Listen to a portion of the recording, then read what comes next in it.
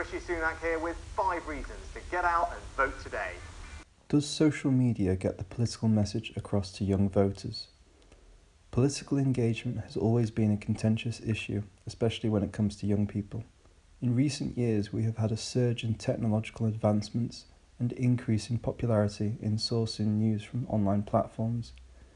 In the recent general election, there was only a reported 60% turnout. A key question is how social media is used by the political parties to address young people. We can see that the political parties have made a concerted effort to reach a wider audience. However, are young people actually buying it?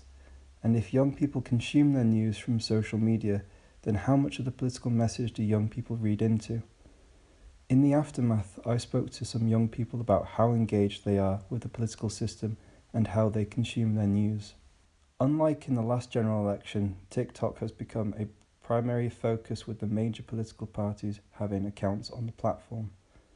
After the explosion of TikTok on the scene, the political parties got accounts on the platform, with the Labour Party amassing 237,000 followers on the platform and the Conservatives with 78.4 thousand followers.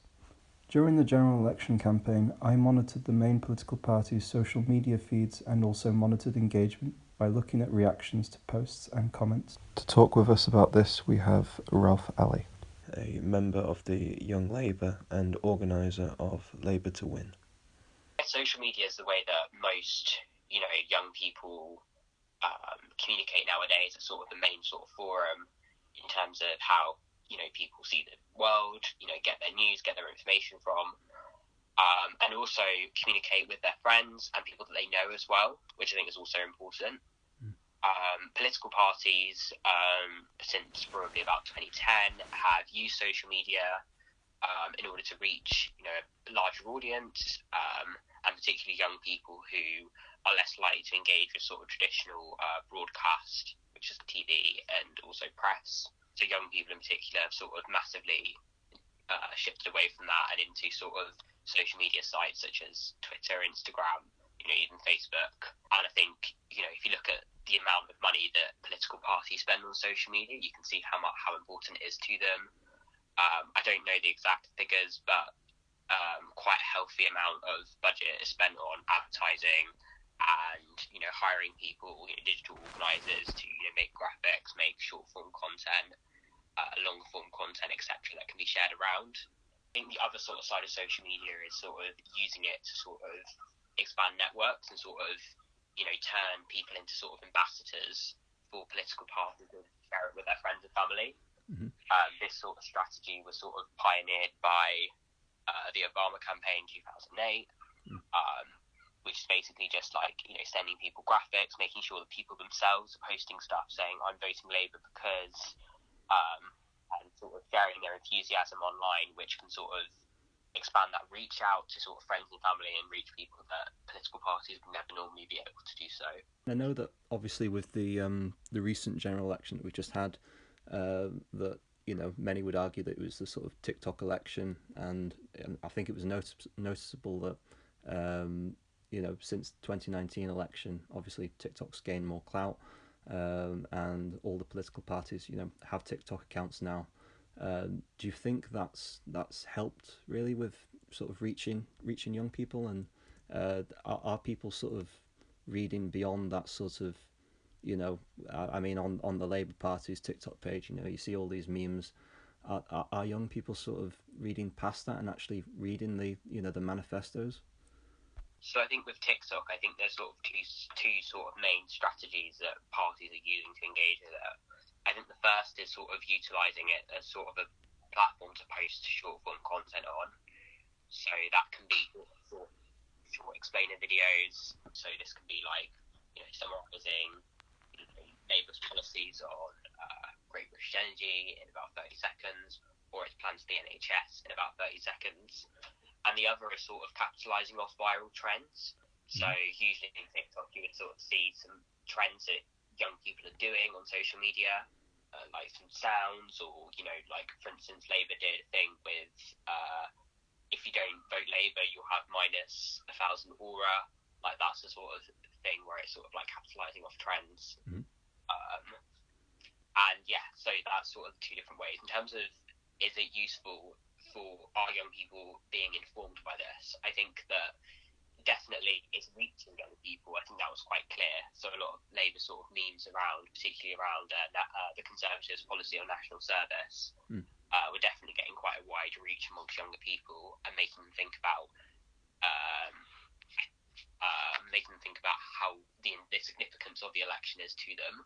I think particularly, I personally do think that TikTok does actually galvanise young people because it's one of the main mediums that people use.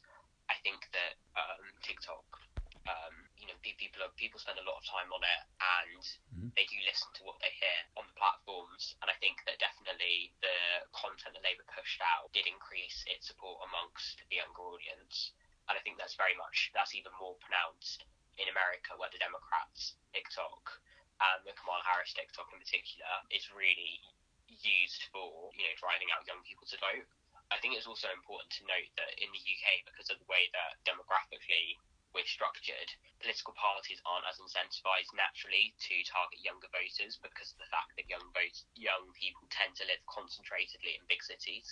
And obviously because of the first past the post and the constituency system, most of the swing seats are, on average, much older than the UK population is as a whole. Whereas in countries like America, where parties have to reach young people in order to win, or have to reach young people in much larger numbers in order to win, they're obviously investing much more time and money into stuff like TikTok. Because I think with social media, obviously there has been a sort of a rise in the use of TikTok and all these various platforms, and clearly political parties are investing in more in that kind of thing. But I'd be interested to know really, like, has it actually translated to actually people voting? Because with the recent general election, obviously the turnout was 60% overall, I think, which isn't great really. I don't think there's been. I think we've got to wait. I think the general election was fairly recently. We've got to wait until more studies to sort of show where political parties are spending money and if it translated to higher turnout. I actually haven't seen the turnout figures by age, and I'm not too sure if they're actually out yet. And that would be interesting to see if younger turnout was the one that dropped the most significantly. But I think the turnout drop was mostly to do with the fact that there was a lot of apathy towards politics and politicians, and a lot of burnout after sort of Partygate and Liz Truss and then Rishi, so 3 prime ministers. And I think that massively contributed to people just feeling like politicians just aren't speaking to them. And again, like going back to the point that I said earlier, political parties in the UK aren't massively incentivised to target young people, purely because we don't really live in target seats as a general sort of rule of thumb. Obviously loads of people do, but the seats that are the youngest tend to be the safest for Labour, or the SNP in Scotland. So, or not anymore, but they were 2019 election. So I think that's also a part of it. I do think though, anecdotally, that people who saw Labour's TikTok feed would have at least seen that the general election was an important thing for them, which I think is the most important, which is the number one thing that Labour were trying to communicate of. It's the general election, it's happening. It's significant that you vote. This is why it's important, and vote Labour because of all our plans, and we're not the Conservatives. And the Conservatives will be bad for young people. So I think it probably did drive up turnout amongst young people, but I think there were too many prevailing winds to stop it from increasing the turnout overall. And just coming back to the social media side of things, obviously, do you believe that there's still a place in politics for the sort of traditional knocking on doors and handing out leaflets, or is it all just gone to social media now? I definitely think there's a place for field and knocking on doors and the traditional sort of campaigning. I think that's incredibly useful. I think, in a way, I think the conversations on the doorstep are probably the number one, I don't know if cause is the right word, but the number one sort of instigator behind people changing their voter preferences. I definitely do think that. I think that social media influences people's views about events and sort of set pieces in terms of their opinions about the parties, but not necessarily, it might not necessarily be a vote decider. Mhm. Whereas I think doorstep is, where I do think that social media is going to take over and has taken over massively is in terms of press, traditional sort of newspapers and stuff. I definitely think that the weight of those sort of endorsements and support has massively decreased over the last 20 years. And you can see that in the amount that newspaper circulation has dropped. I think that social media complements broadcast in a way that a lot of the time social media will be clipped stuff from broadcast interviews and press conferences, etc. So I definitely think that in a way social media is sort of enhancing the broadcast and making it more important. But I definitely think that the sort of traditional field campaigning is still going to be super important. Those conversations on the doorstep are incredibly meaningful, particularly in reaching people who don't. There's a lot of people who don't really engage with the news and don't really engage with the only news they'll hear in a day is just like the 5 minutes on Heart Radio, and those sort of people aren't going to get political stuff on their social media feed. So still, field campaigning is still really important. But I mean, with social media, obviously it's a bit like the the Wild West because of all this misinformation. So I think, and we've seen that obviously with the recent riots that have happened up and down the country. So my question really is, do you think that there's a way of sort of vetting all this political content so that people sort of trust it more, I guess? Because a lot of what you see on sort of X or on Instagram or anything like that is it's not necessarily verified. I think ultimately in terms of social media regulation, I think a lot of it is up to the social media companies themselves. And I think that's sort of the reality of it. It's just sort of like, yes, the UK and the EU can outline regulations that they want social media companies to follow, but at the end of the day, they don't have to follow them. And then we sort of get to the stage where we could get to the stage hypothetically where the UK lays down a bunch of regulations that social media companies have to follow, and then a company such as X just won't operate in the UK because they won't want to follow the regulations that are set. So in that way, I do think though the impetus, the ball is very much in the social media companies' court.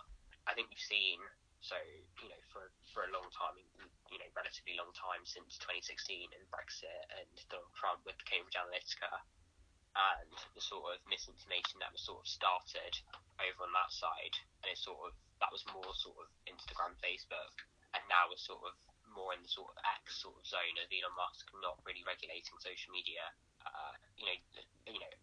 purposely laxing social media regulation, and also inflaming situations using his own personal X account, which isn't helpful at all because it undermines everything that the people at X are trying to do in terms of making sure that it's safe and there's no misinformation and that people aren't getting threats and stuff, which I think is really important. I definitely think that social media can be a quite unpleasant place if you're involved in politics, unfortunately, and there's lots of like troll accounts and lots of particularly bad faith actors and stuff. But I think the recent misinformation in terms of the riots really sort of hit home how dangerous it really can be, because you saw that a lax social media environment such as X at the moment directly led to riots and violence and so much disruption across the UK, and I think that's something that we've got to look at going forward. But ultimately at the moment the ball is very much in the social media companies' court,